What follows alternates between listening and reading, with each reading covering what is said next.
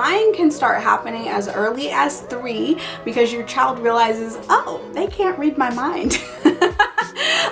But it's more commonly seen around 4 to 6 is when we usually start to see some evidence of lying, if you will. So if this is a struggle for you, or if you just want to learn a little bit more about how to navigate this difficult situation, then keep on watching.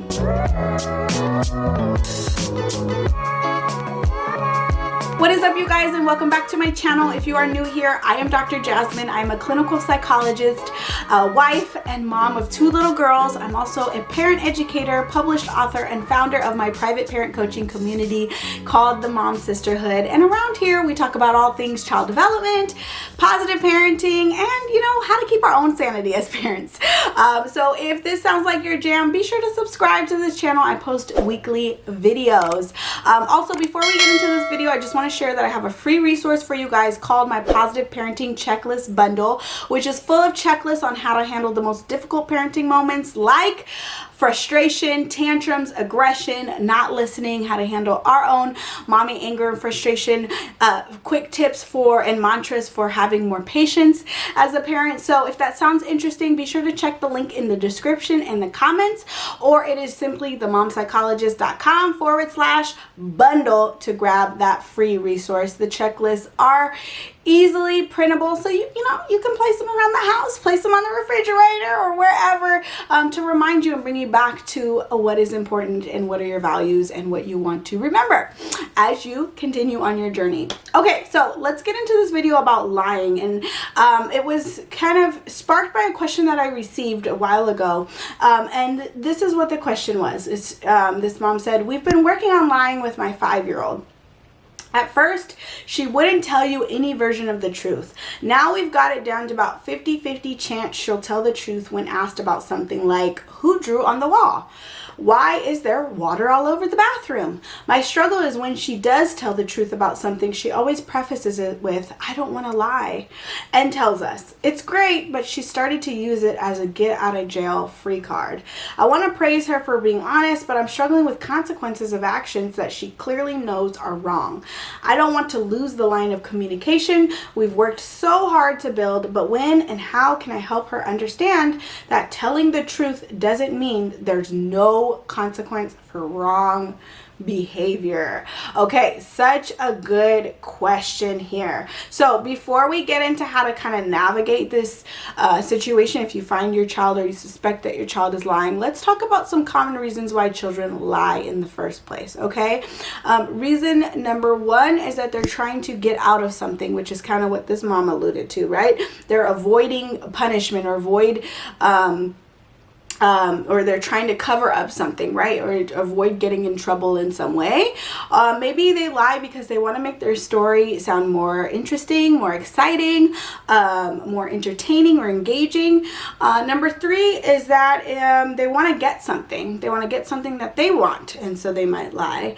Number 4 is that they want to test how you will respond, right? They want to test out what's going to happen in the environment if I say this.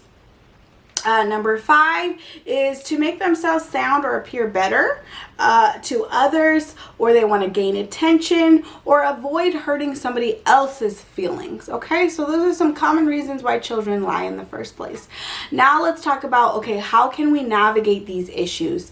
And in this mom's case, it sounds like her daughter has kind of maybe gotten into a habit, or she's trying to avoid getting into this habit because she wants to cover things up. So I noticed that this mom will ask, who drew on the wall, right? Or how did the water get, out of the bathtub? Well, her daughter is probably feeling that sense that she needs to fib because she wants to avoid getting into trouble. And so here's some recommendations for these types of situations if you sense that your child is lying for those same reasons. And the biggest thing is that when we suspect something, or when we see something has happened, like there's been drawing on the wall or there's water all over the bathroom, and listen, I get it, it's overwhelming.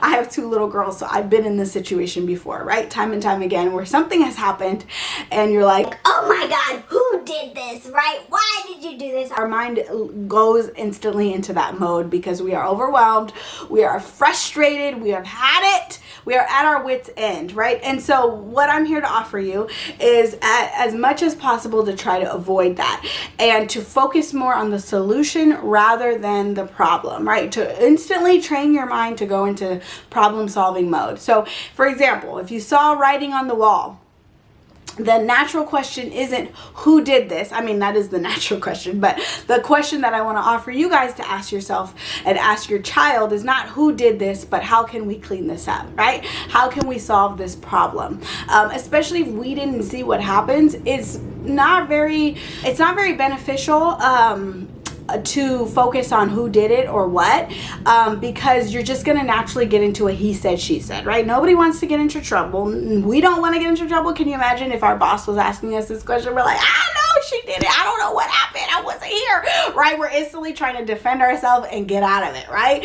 And that's for your child too. It's natural. It's a natural human response, right? None of us wants to be seen in a bad light. None of us wants to get in trouble. And so you're naturally going to find yourself in a he said, she said battle if you did not see what happened, but you're asking what happened. So instead, I want to offer you guys to get more into the mode of problem solving, okay? All right, I see there's a mess on the floor. I see there is water all over the place. Let's focus on getting this cleaned up, okay? You grab the towel, you grab the water, and let's get this going, right? Or whatever. You grab that, you grab whatever, and you grab whatever, and let's solve this problem together. And so what you are naturally sending the message is, hey, we as a family, we work together to clean it up, okay? I'm not concerned about who did what, but we naturally all have to contribute to getting this house back on track, okay? Especially if you didn't see it, right? Especially if you didn't see it. Now, if you saw it, that's different, but I'm talking about those situations where you don't see it. Well, guess what? We all just gonna contribute to this, okay? We're all gonna work together, and that's the thing, the natural consequence, because she was asking about consequences in her question. Well, the natural consequence when you make a mess is that you clean it up. That is what happens, right? And that's what you want to teach all of your children, is when there's a mess, we as a family, we work together to clean it up. I'm not going to get stressed and try to figure out who did what, because I'll never know. I wasn't there, right? Instead, what's most important is that we focus on cleaning it up together and working together, okay?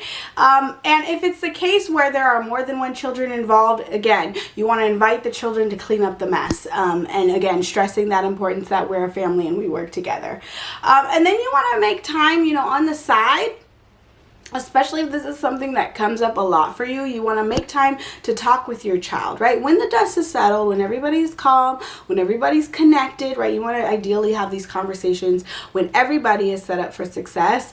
But to, talk about how lying feels, right? Talk about how it impacts the relationship and how it makes you feel when you suspect or you feel like somebody's not telling you the truth or they're being dishonest with you, because that's really, really important. This is really important to social skills. Empathy is to help your child put themselves in another person's shoes, and not in a way that is like, I'm gonna guilt trip you, I'm gonna make you feel bad, but like, hey, let's talk about this, right? Because this is how it made me feel. This is how it impacts the relationship, right? And what it would be like if, somebody, the family, friends, stopped trusting her, right? How would she feel, or him? How would they feel if that was the case? But and that is a risk, right? When we are dishonest, people have a hard time trusting us. And so talking about those themes is a wonderful opportunity to introduce those themes, right? Because your child might not even fully understand those themes of honesty, of trust, of communication, right? And so opening up those lines of communication when everybody is calm and connected, right? When the dust has settled, not in the heat of the moment, okay? You don't want to be starting to talk about this when you're upset, they're just trying to get out of it, right? Those are not the best times to have those conversations. So instead, you want to just interweave it into your natural, conversations that you have. And there's also some great books about this, children's books about the theme of honesty and trust. So I'm happy to link some down below if you guys want to check those out. Okay, and try to also understand where they're coming from. Understand how they were thinking and feeling when they told a fib, if they did. Now, this is what I want to kind of point out about lying, is that commonly though, we are kind of inadvertently setting our child up to lie when we ask those leading questions like, well, who did this, right? Did you do this? Why did you do this, right? Because again, we naturally as humans want to avoid punishment. We want to avoid being seen in a negative light. We want to avoid getting in trouble. So just know that those questions are setting your child up or making them more likely to lie. So we want to, again, avoid asking those questions because those aren't really helpful questions. They're not very productive questions. So know that too. But if you feel like and you find your child lying when you're not asking those kinds of questions, then it's important to kind of understand from their point of view, well, what was that experience like for you? What were you thinking and feeling? This is, again, going to help you as the parent or the caregiver, but it's also going to help them take some time to reflect, right, on why they made those decisions. And that's just so important if we want to help our child learn how to make better decisions, okay? Another thing that you want to keep in mind is that when your child has exhibited misbehavior, it's really important to create a safe space, right? Misbehavior, right? But behavior that is unfavorable, that is difficult in nature, you want to try as best as possible to create a safe space that is free of accusations and yelling, right? Like I've been saying, right? Because you know, oftentimes children will lie to save face, right? And we don't want to be contributing, right? We don't want to be reinforcing these dynamics of lying inadvertently. So just know when we yell, when we're playing the blame game, when we are shaming, when we are trying to figure out who did what inadvertently, of course, it all comes from a good place, right? A place where we don't mean to do these things, but it happens because our children naturally want to save face. So some more quick tips is to praise them when they are being honest, okay? Catch them being good, right? Find those moments throughout the day where they are honest with you, that they're openly communicating their wants and their needs. Or even like this mom had given that example, like she's like, I don't want to lie. To be like, wow, you know, I really appreciate that, right? I appreciate you being aware of that, and I appreciate you taking those steps to not lie. Like really pointing that out and praising that can go a long way in curbing that behavior. And then the other thing is be a good role model, of course, okay? So you want to be always being sure that you are role modeling, telling the truth, being open and honest, sharing about your mistakes that you make and how you've overcome them, how you've repaired those mistakes with other people. These are all great opportunities to just, again, model for your child what it looks like to show up in a relationship, tell the truth, be honest, and all of that. And then again, be sure you're reading lots of books. There's the Berenstain Bears has a great book about this theme, and I'll also link some other ones down below in the description box, because children's books are a wonderful way to start this conversation and keep the conversation going about important things like the themes of honesty and telling the truth in relationships. So that is it for this video. I hope that these tips were helpful. Let me know in the comments if you have any other questions.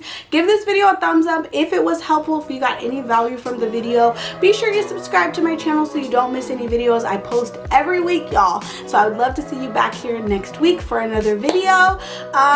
Of course, download that Positive Parenting Checklist bundle if you haven't already for some more free resources on positive parenting. And I'll see you in the next one. Bye.